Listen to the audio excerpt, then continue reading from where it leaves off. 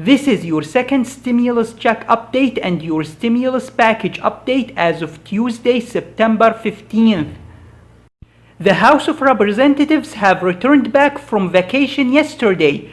The leader of the House of Representatives is Speaker of the House Nancy Pelosi, who is one of the leaders of the Democrats, and she is the key to passing the stimulus package right now.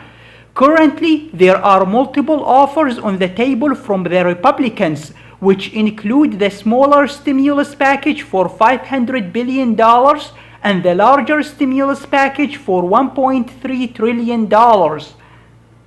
If Nancy Pelosi simply says yes and accepts the offer, Americans would have a second stimulus check and the extension of federal unemployment benefits for the rest of the year. But Nancy Pelosi says that she is not accepting the Republican stimulus package because she wants to wait for a better deal. Democrats in the House of Representatives are now urging their own leader Nancy Pelosi to cut a deal. 117 Democrats in the House of Representatives sent a letter to Nancy Pelosi calling for her to accept the offer for the extension of federal unemployment benefits, but she refuses. Pelosi also refuses to reduce the size of the stimulus package that the Democrats want. President Trump said Nancy Pelosi doesn't want to pass a stimulus bill before the elections because that would help him in the elections.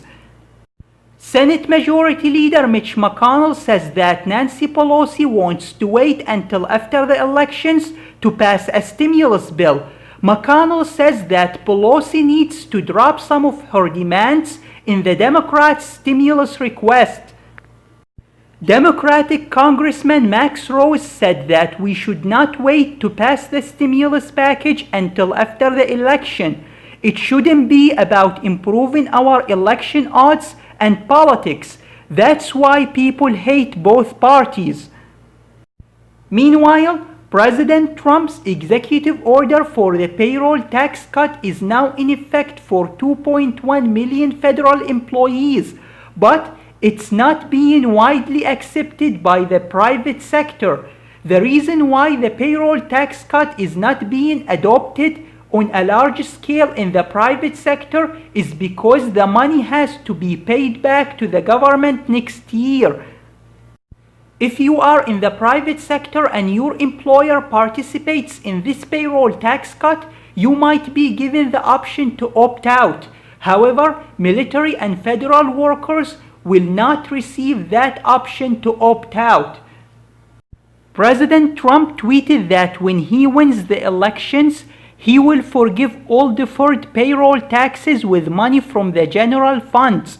However, it's worth mentioning that Trump needs congressional approval for that to actually happen.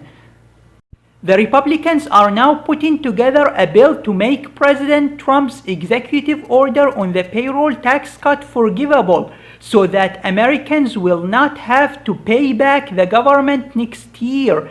This bill is being led by Congressman Kevin Brady from Texas.